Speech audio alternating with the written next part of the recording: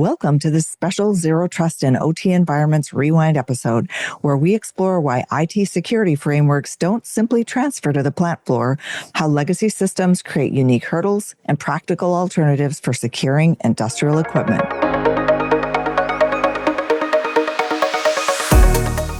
Welcome to the Industrial Cybersecurity Insider. In each episode, we dive into the world of industrial cybersecurity.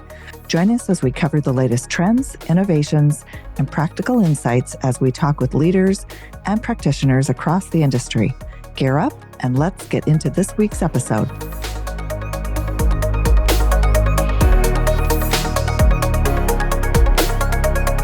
I mean, if you look at, as we like to call the IT-OT convergence, IT-OT collision, is because in the past, IT has implemented some level of security within the environment that's been disruptive to the plant floor. So for example, remote access is a good one, right? I have a machine center that has failed on my plant floor. I can't get somebody on site for 3 or 4 days.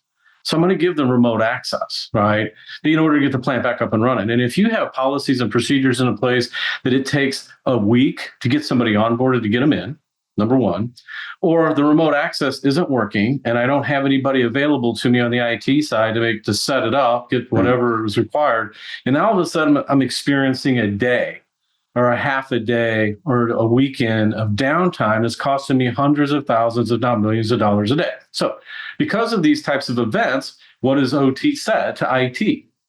Take that crap out of the way, or I'm going to put in my own pipe and ignore you entirely because I can't afford this, right? But I don't think it's what is. I don't think it's what they're going to say. It's what they say right now, right? And we find it even right? Without zero trust, maybe with 4 trust or 3 trust. I mean, without zero trust, and that gets to something that we see. I wrote down coordination.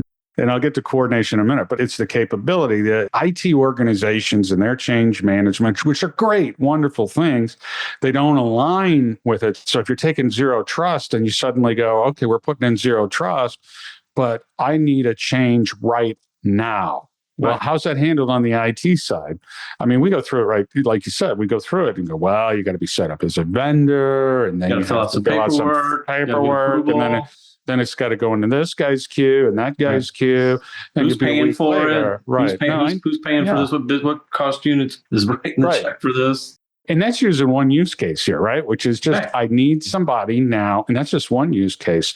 Imagine the other use case that can be thought of is, okay, well, now I put zero trust in and I'm pushing out these rules, which are great. I took my baseline and I'm pushing these rules out, but maybe they haven't logged in 6 months, right? Well, maybe a maintenance window they haven't witnessed is popping up. Yeah, right. That's the thing. You get a maintenance window and the guy's coming in on one panel, he's working and has to fix the interlock on another. Well, your baseline doesn't include that. Suddenly their maintenance window is extended because they can't get the machine up or they can't get the work done.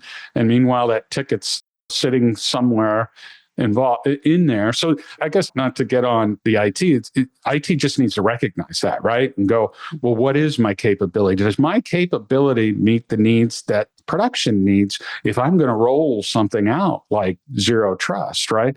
Do I have that capability? Do I have that knowledge? Can I support those things? It's not just turn it on and let it run. And then if something happens, it's a week window to troubleshoot. You don't have a week. These guys are out there running around. They got an hour. They're trying to get it back up and running. While the zero trust, don't get me wrong, is great. It's a great strategy and a target to keep moving forward to. There's just all these implications inside of supporting that in an OT environment that have to be thought through. All right. And if you don't do it in a timely manner, in a collaborative manner where everybody agrees to it, you will find these OT environments finding alternative methods and pathways to get work done in their environment. They just do. The question you really have to ask yourself is who shadows who? Is it incumbent upon the OT people to learn and do what IT does every day and how they operate their practice? Or is it more incumbent for IT to learn what OT does every day and how they run that plant? Right. And I would vote on the latter, I would. Because you should. That's the cash register. You always say it's the cash register, right? If I'm a manufacturing company, I'll go, I don't understand what all you IT guys are doing, but I understand that if this isn't producing product, I'm not making money. So who wins? Who wins in that? Now, I would say if you're an IT security professional and if you haven't visited your plants on a regular basis, meaning you spend 90% of your time in the field, especially if you have 30, 40, 50 plants in your fleet, then chances are you're not going to be able to develop an all-encompassing, detailed cybersecurity scope for your manufacturing environments. Right.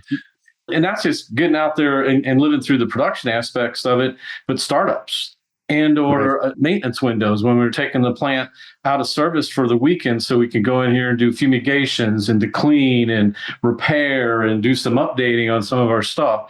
We try to do a bunch of things in a short period of time so we can have the plant back up and running by Monday morning or whatever, midnight on Sunday. Right. I would argue if you're, as an IT person, networking person, security person, or not working through that on a regular, consistent basis, you will struggle cybersecurity solution for your organization at the OT level. Yeah. And I want to say to my IT friends out there that hear that, it may not be your fault. And that's why I use the term capability. There's only so many resources to go around. So if you're IT and you're scratching your head going, well, I can't get out there, I can't get that knowledge. You go, okay, you need a new capability. And is that new capability going to be more resources, reallocated resources, or are you going to use services and knowledgeable people on the outside?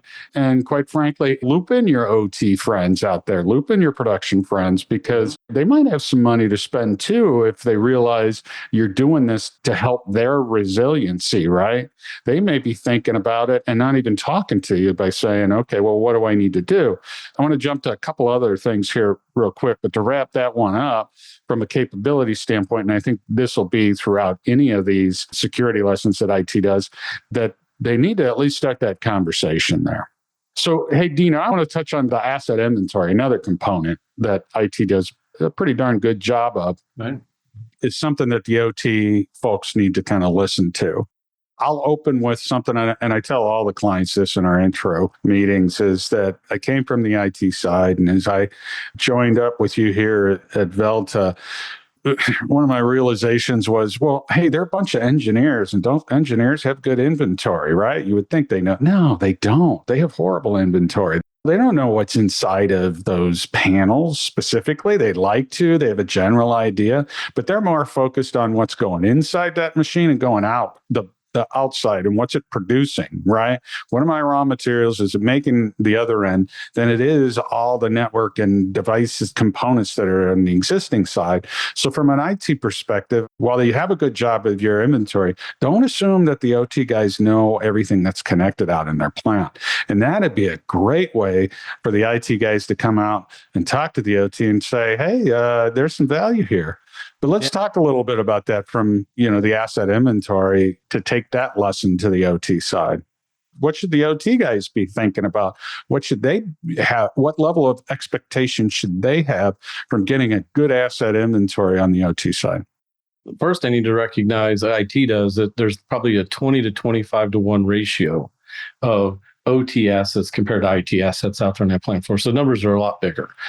And asset inventory, when you got a manufacturing facility, let's say it's running 7 by 24 by 365, those engineering and operations staff, there's a lot of people coming and going inside those manufacturing facilities, replacing stuff, fixing things. And so how do you keep up with that asset inventory if over the course of a month, several assets were replaced? New stuff put in. So what is my accurate inventory, right? Somebody went to the storeroom or the parts store and got what they needed out of the plant to go and fix things, go put in a new drive, to go put in a new HMI or a new switch or some sensor or whatever.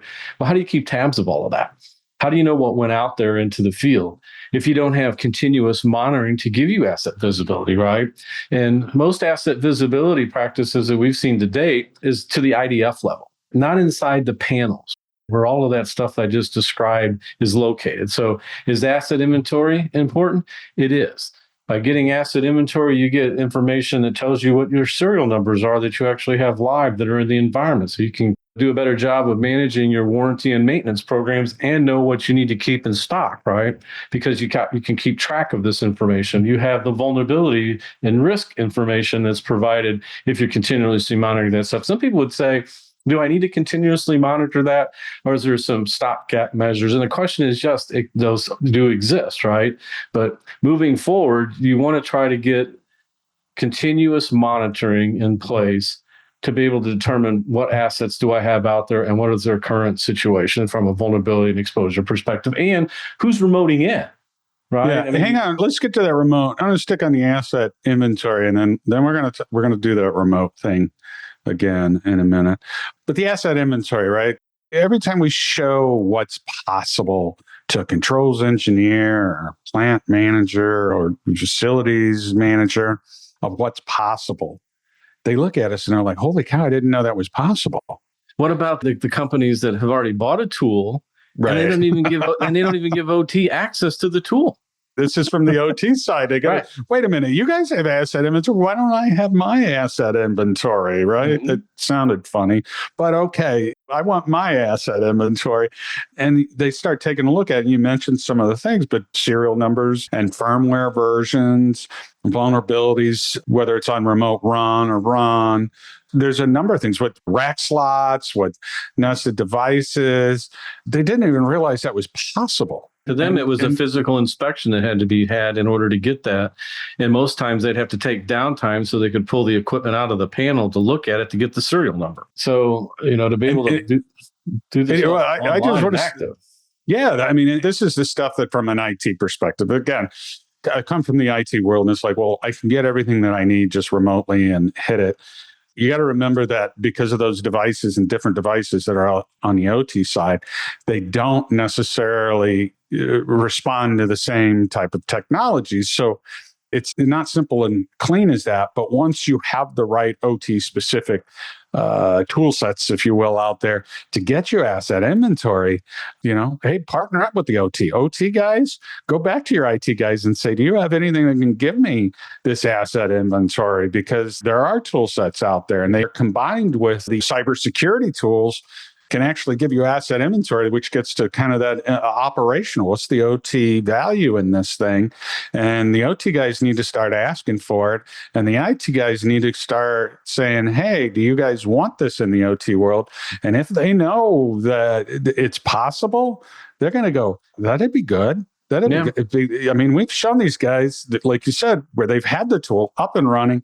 They've looked at it. The controls engineer, whoever it was at that point, said, wow, wait a minute. We've had this for 3 years. Why can't I see this? Why don't I get this information? Why don't they have access to it? This would be valuable to me, my planning, and just so many things that could come from that. But let's take that over to the OT value. So this sort of walking through going, well, hey, if IT can do asset inventory and OT doesn't have it, but it's a real value to them, what else is a real value to my OT friends over there, for the IT guys to be aware of it and the OT guys to be aware of it, to ask for it? So when we get around the process integrity aspect of it, I mean, you talk to this all the time, right?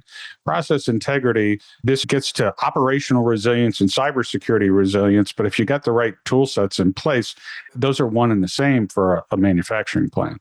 Well, yeah, I mean, most manufacturers have a wide range of industrial control systems in their plant, handful, several. There's not just one uniform automation technology vendor in the plant. So for example, you're not going to go into a plant and find it necessarily to be 100% Rockwell.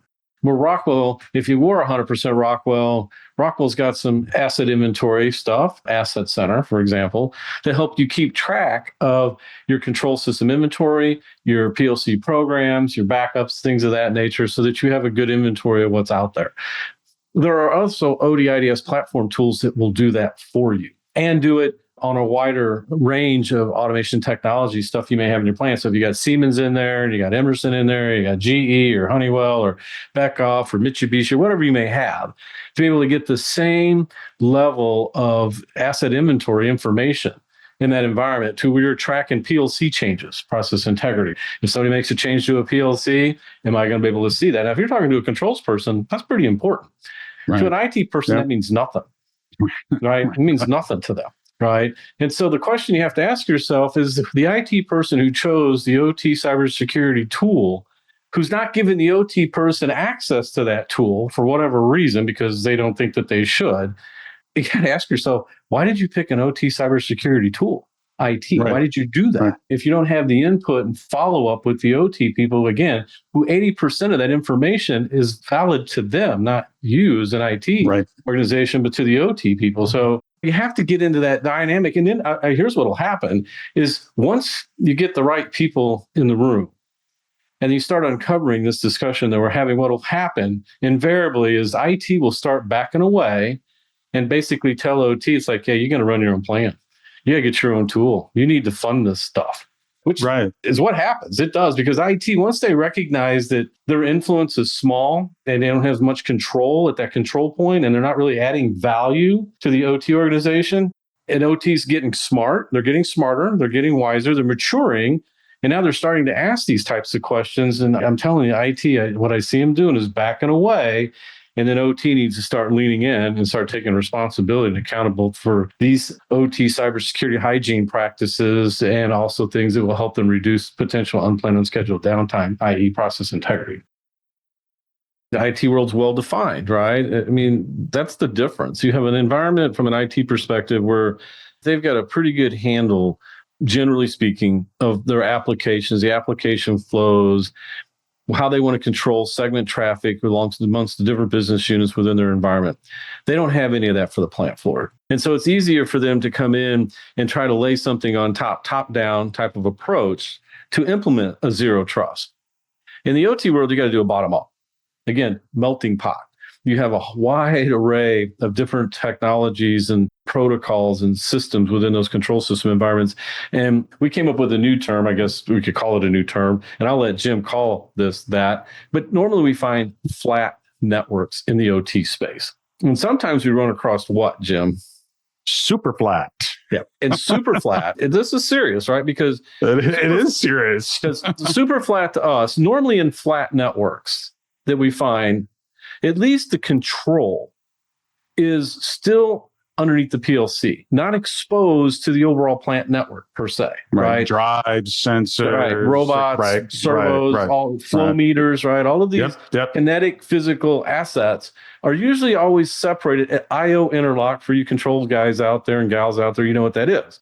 Super flat means that stuff is on the same network as the business system network, right? This is a very bad thing, right? And we've seen this. And so now the question is the only way to solve that problem and to start segmenting that environment is from the bottom up.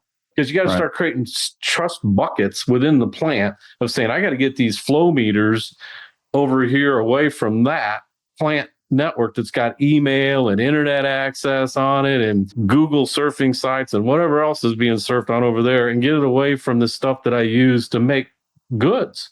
And so if you have an environment like that, zero trust is never going to help you at this stage. You got a long way to go to even try to solve that problem. And so zero trust, in my book, you have to start thinking at it from a different approach, and that is a bottom-up approach.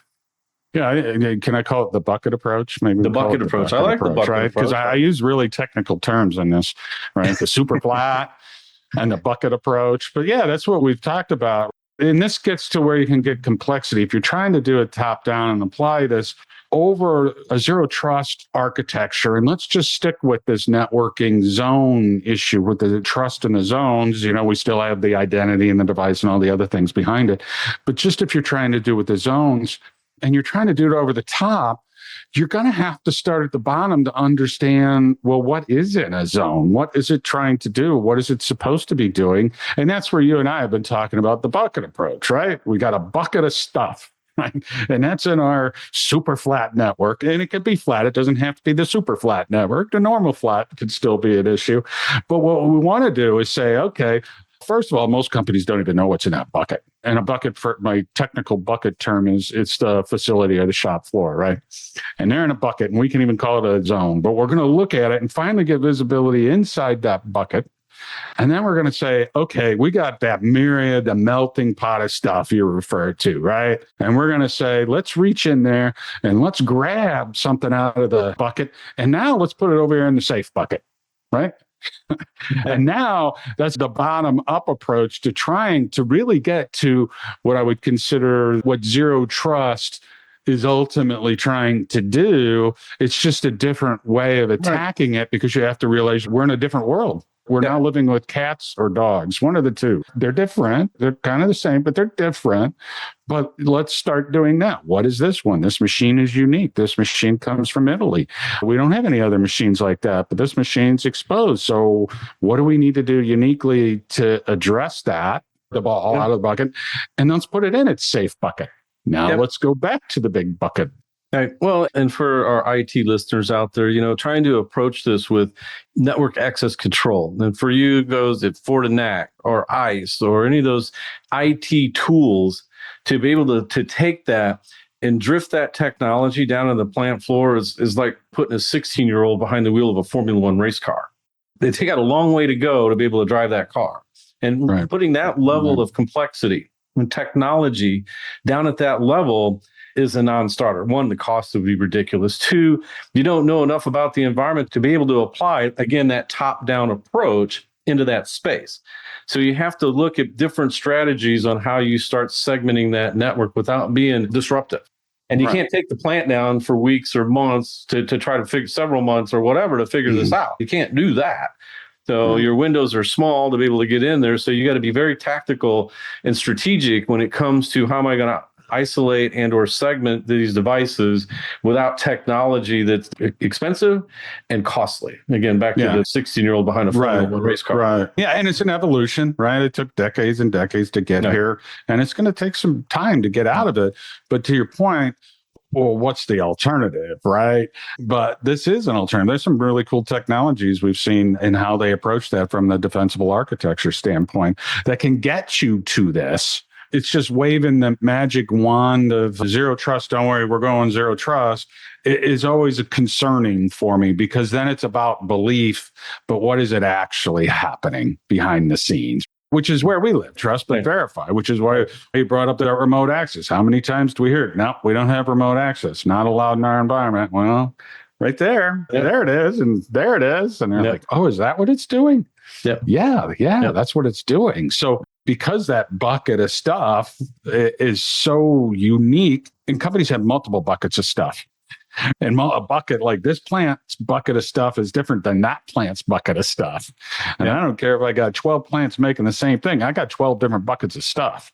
And I can't say, here's the rule. This is what we're going to do. And you got to look at each bucket of stuff. There's a lot of competing initiatives within these manufacturing environments to improve their ability to operate and to be safe and to replace old assets. Capital plans that they've got to put together to determine, because these machine centers can cost hundreds of thousands, if not a few millions to tens of millions of dollars or more to replace these components. So it's not something you just wake up one day and say, I'm going to get rid of half the plant and replace all those machine centers out there. Maybe over the next 10 or 15 years you might, but not in the next 6 months. That's a great point, Dino, because from the IT folks, we're sitting here going, hey, it's going to be $250,000 for another virtual server rack or $500,000. And the OT guys are kind of like, okay, that's nothing.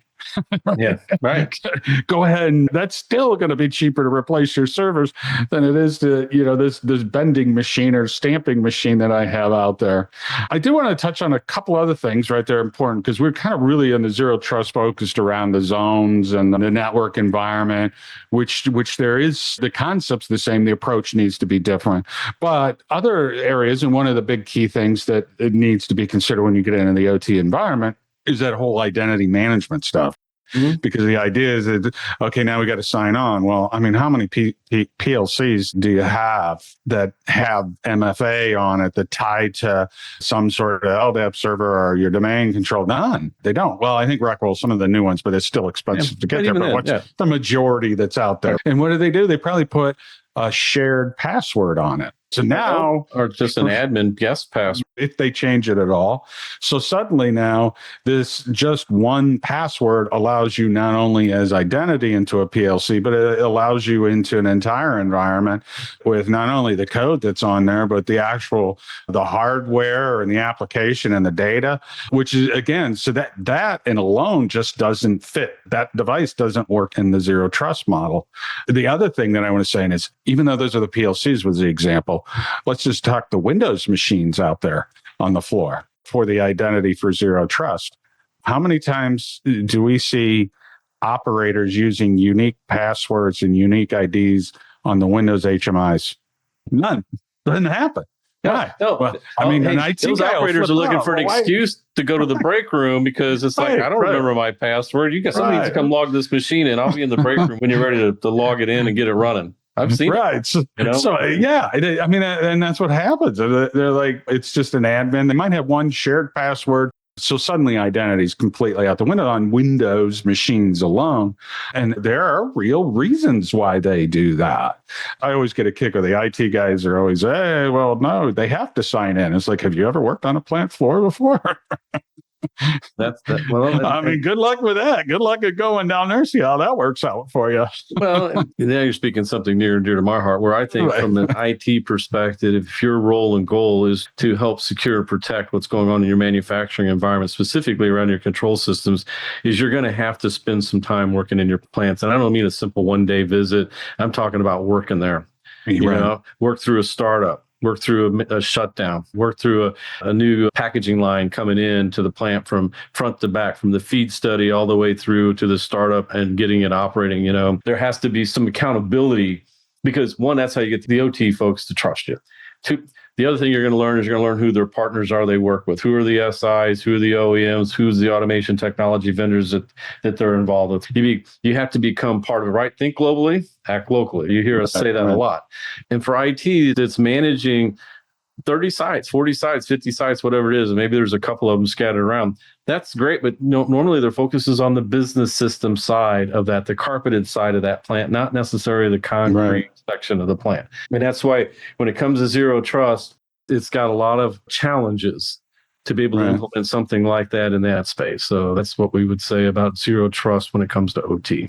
Yeah. So I think just from a time standpoint, I mean, we went through what I consider two of the biggest ones, the networking and identity. There's device and data, but kind of wrap up thoughts from my side. I want to say, okay, first of all, zero trust. I mean, you hear us knocking on it. We're not knocking on zero trust. The concept's great, but it's a concept when it comes to applying it down to OT. If you take zero trust as it is the framework that exists in IT and force that down to OT, you won't be successful. You might think that you're successful and have the belief that you're doing that, but from what we've seen, it just doesn't work unless you're in and involved in that plant floor, in that bucket. So that's why I like the bucket and the super flat bucket. But you need to understand that bucket because every bucket's different inside there, right? So if you can do that and then say, okay, what makes sense in this environment and work together with the OT. So that's what I would say. And if you need help figuring out what's in that bucket or how do you look in the bucket, that's what we do all day long. We're constantly looking in these buckets and we work with some clients that we get them started, right? Here, they go, hey, I mean, we're doing that right now, right? Global company, they got 120 buckets, something like that. And we're saying, hey, let's just start with the one bucket. Let's start with the one bucket. And then you guys, we'll show you how to go through that bucket, how to figure out what's in that bucket and what your options are to address what's in that bucket. And then you can decide how fast or slow, depending on what the business drivers are, to move forward. How much do you want to rely on this? We can help you from this much to, from cradle to grave, or we can, whatever that may be, whatever makes sense for the organization. But since this is such an exploding space, it's very hard for companies to have the resources and the knowledge in the space that we do, because that's all we do all day long. Look in those buckets and figure out how to get the stuff out of the big mess of buckets into safe buckets. And that's what we do. So zero trust for my IT friends, start thinking about the OT side. We can help you there. The OT guys, if you're trying to figure out how to look in your own buckets, we can help you there. Zero trust, great concept, great framework. But I also want to remind my IT guys, while it's a great framework, the Purdue model is a great framework for the OT side. And they don't even have that fully deployed yet in most cases. So coming with the zero trust framework on top of that, it's a different pace. Dino, I'll kind of toss it back to you. The bucket back to you. So talking about buckets, the funding buckets, you have to think of the funding coming from different areas within your organization. And it's really important. And what we've seen and what we've influenced and worked with is helping the IT team with the key stakeholders on the OT side. Bring in the executives. I'm talking plant managers. I'm talking about engineering teams, operations management executives. You want them to be part of this discussion. One, because they can help fund this. You can't do it all by yourself. There's just no way, and you're not going to want to.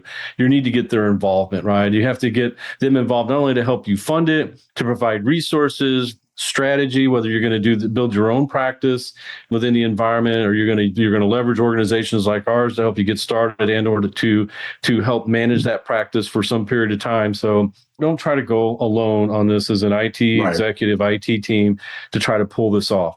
You will fail. I am telling you right now, you will fail if you don't get the buy-in from your OT counterparts and get them on board and say, I want to be a part of this. I see the value in it. We had a conversation today, and the first question from some of these OT folks is, gosh, I need to start talking about my resources. Who on my team at the plant level needs to own this stuff? Who's going to handle my events and my alerts? They're not IT events and alerts, they're OT events and alerts. And so it's relevant for them to know that they have some culpability, accountability, and responsibility on this, and to help fund it. I want to use the bucket play one more time, because you already said, don't go it alone. Don't go in there alone, because if you spill that bucket, you're never going to be allowed to have a bucket conversation again, right? Yeah. That plant goes down and you break stuff, they're just going to go, no, we're done with you. Thanks for tuning in to the Industrial Cybersecurity Insider. To stay up to date with our latest episodes, be sure to click the follow or subscribe button now. And if you found this podcast helpful or have a topic you'd like us to discuss, please leave us a review or let us know. Thanks again for listening. See you next time.